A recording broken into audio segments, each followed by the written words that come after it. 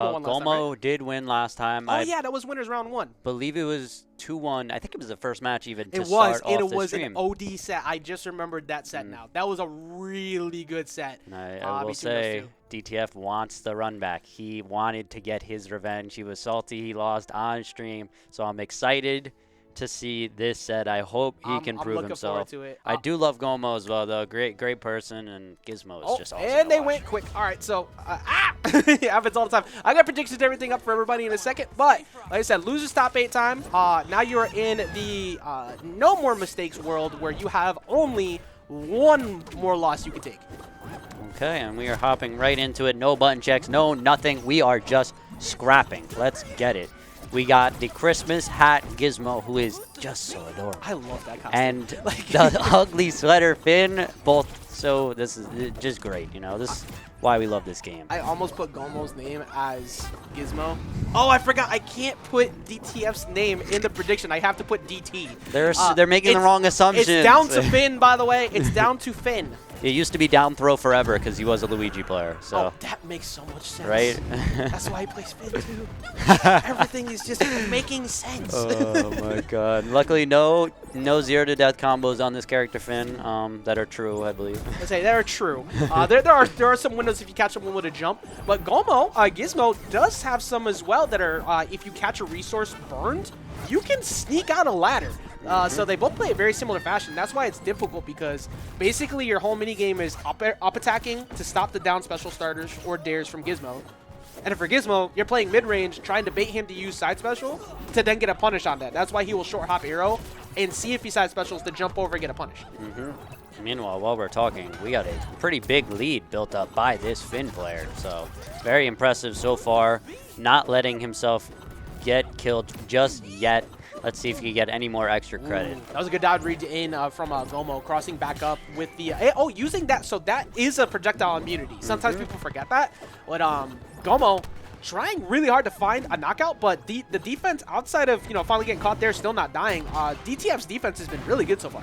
Oh, yeah, it definitely has been in the ways. DI and everything. I love that car so much. Sometimes this man literally says, I don't want to play MultiVersus. I want to play Rocket League. And he just starts doing cool little card tricks. I love that so much. It is a very interesting character overall, too. Like, his kit doesn't really play the same as, like, almost anybody else. It doesn't. That's one of the fun things about this game, too, is that everybody feels so, like, unique to themselves. There's not really a comparison you can make between multiple characters outside of, like, maybe Wonder Woman and Batman for a bit when they were, just always vertical, and that's it. That's all you saw. But the character development keeps getting more and more in depth. And speaking of development, too, 78 damage applied to DTF. He hasn't really gotten, like, a solid hit on Gomo in a bit until that moment. Gomo's been cooking right now. He really brought this back big time, so... That was a tough first stock for him as well, and he just started turning up right after that. Great response from Gomo. Oh, the Clappo! Ooh, made an attempt at it. I think we already have Clappo counter of 1 that DTF got earlier today. He hit me with it, yes. He has been getting a lot better with that. He has been working on it and hit me with it yesterday and today now. Very impressive, because I try to make it a point to not get hit by it, but yeah, it's very solid. It's a very solid kill option, so you want to go for that pretty often. But oh, actually just jumping up there to cover the dodge. It didn't really lead to too much, but it will make you kind of second guess your options. Definitely sending a message as well. Just hitting him with the dap real quick. I love that. That will take it as well, putting it at just about an even game after a strong lead for DTF at the start of the game, and now Gomo just bringing it back big time. Gomo getting a lot better at these ladders, just missing the end piece there, but going straight up to 30 again. These two, this is very similar to last time. Like, it was, like, mostly in Gomo's favor to start, and then DTF brought it back. This time it was DTF's favor to start, and Gomo brought it back. But it's always last stock. Chaos. Like, not even like last stock, last hit, like both are playing like calm. They both start getting so much more aggressive on this last stock. I love it, though. I love it. We are not camping out here. We are only scrapping. This is great. And oh, he did tell me that the Umbrella does get a hurt box extension off of that, so losing out to that down attack could have gave him advantage, but he's going to go chase, look for the arrow, does not find his mark, does cover him on the dodge, though, with the down special. Okay, 100% on this Gizmo. This is very scary. Finn could get the kill at any moment. We got the card tricks on deck. Oh my god. Look at him doing the flips. How was that? Oh, that's so cool. And he almost got him with a DI cross up too. DTF just needs to find like one solid punish again, but it's like Gomo's movement has just been so good. And that's another time where he's perfectly timed that to beat out the gem. Okay, 130 on this Finn, still living at 148, 149, and the car is on deck. That is a scary spot. He is my god. Platform camping. Very smart move, but Finn can get this kill. Just barely missing it off the top. Not going to get it, but that neutral attack won't be enough yet either. No, barely throws away the gem. He has no money. Oh, no. The DTF classic. No. That is...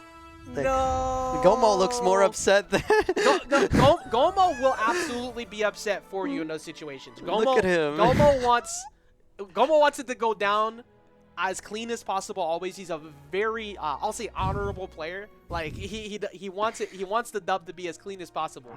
But yeah, you hate to see it like that. That's crazy. Literally, it had to be like frames before it left the stage. Like. Unfortunate. That's wild. He definitely wanted to use the grounded side special to beat out, I think, an arrow on its way in or a popcorn, so he could cancel, jump in, maybe find an up special or up air. Yeah. But instead, off the stage he goes. Teleports into the blast zone with the gem. Very unfortunate, but hopefully DTF is not discouraged. It's going to be tough because he had a big lead that game. He was playing phenomenal. Gomo clawed his way back, and to lose like that, let's see how he looks in this game 2. We're going 2 Cromulons. Well, this will definitely help for sure because I think Gizmo does solidly here, but once the speakers are gone, it's not as great. Your popcorn pressure isn't as good because you could jump over it with the center platform, and the downward knockout potential, even though you want to spike, you don't want to get into a dare war against Finn here. Or even for that matter, a down attack at the ledge too. Yeah, good start for Gomo right off the bat. Early percentage advantage. About double of what DTF has, 32-73. Definitely looking tough for Gomo, but on Cromulons, you know, anything could happen, especially when the speakers break. And Finn, I mean, both of them have the ladder combos, but Finn could definitely take you off the top very easily on the stage. Yeah, I think DTF game plan is, I think he wants to get him low because he caught him a couple times with some down attacks on Trophy's edge. I think that's where his brain's at here. Plus also having that center platform just as a way to try and get away from the car mix-ups and the popcorn. I think that's a pretty good idea too. We got just about somebody. Yeah. Yell out that somebody popped off or something. What in the world? Great. Ooh, not quite gonna take it off the top there. We got the wheelies on deck, and the trade is not in DTF's favor right there. The car exploded and took him off the top. This is big for Gomo. Oh, he almost carried it all the way up to the top again, too. They just yelled again. I want to know what's going on out there. I need to get player cams back on. But right now, Gomo building on this lead, putting on 55 damage. Up attack, though, very fresh. That's going to get it done. 55. Oh, a little more extra credit, though, on Gomo. This is huge, and he's still at 0%. That was a really weird interaction. What do you think so far compared to game 1 that has been different so far from DTF that's allowing Gomo to get more hits? Because I feel like his disadvantage has been a bit linear, at least in my eyes. Yeah, I agree. And just even in neutral, he's not mixing up his options as well. It seems like Gomo's almost just smacking him around consistently. I think DTF's got to play a lot more patient. He's playing, I think he might be a little tilted from that first game because he is just running. Yeah, it definitely is hard to rebound from that. As somebody who has had that happen, not that same situation, but had my glide just bolt me into the side unintentionally, definitely happens. But Cromulons give it, Cromulons take it, then Cromulons rewards good spikes. And there's that down attack getting it done. Was it monthly? January 14th, Zay, which you should definitely be here for so you can show people that Superman. I hope so. Yeah, definitely. All right, so 167, 173 on this Finn and still living. Cromulons is such an interesting stage. We talked about it at the start. Like, when the speakers are gone, it's a totally different stage. Yeah. Like, the game was looking one way when the speakers were up, and now it's just a totally different one right now. And the fact that he's still going vertical at that, too, is, like, nuts. He's making such an attempt at it, but the car coming through with the full flip. It's game number 2 here. Gomo trying to take it right now, but that is a whole lie as DTF doing exactly what we expected at the very beginning, taking full advantage of that lower blast zone, especially with that down attack. That's 2 stocks that he got on trophies. He did it again there. I think they're both at 70 at least. Definitely could be a tilter for Gomo, but Gomo doesn't look too mad about it. He is big chilling right now. He's a very, like I said, we have a lot of like player for the people players around here. I love that, though. It's the attitude you got to have, you know? We got to have fun around here. I mean, the majority of the fun about this stuff is, yeah, the competition's there. You want to win. You want to do good. But also the vibes and just the general fun we have with each other. That's what matters. Definitely. Yes, Swervo, you should also come January 14th. Definitely should be there. Yes. It will be a blast, especially if your duo's going, play, you know, hop in some twos, play some ones as well. It's going to be a blast. So. Yes. Also, Davis, you say you want to fly to monthly to California. Oh, my God! Scoobies! Scoobies! Scoobies happened. Low blast zone, 23 damage off the top, and DTF is going off. Wow, what an emphatic start to this Game 3. Absolutely huge for the Finn. He is not thinking about that Game 1 anymore.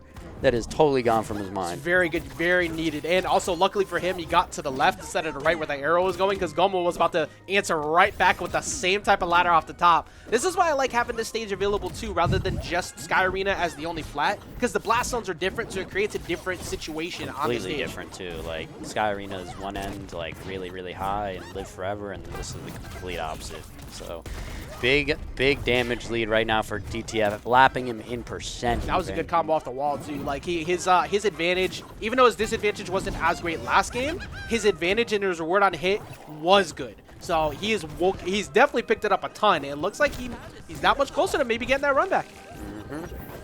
Looking good for him. But we saw Gomo bring back the game before after being down pretty big, so I'm not going to rule him out. He's still playing with a lot of confidence as well.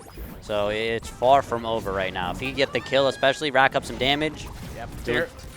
Very true on that. I've seen Gomo make a couple of comebacks from these situations before, so it is not a done deal whatsoever. He is kind of hunting for the knockout a bit right now, going for a couple of down specials, and recklessly going right above him after he burned the jump already, and that anti-air up tilt is so good in this matchup.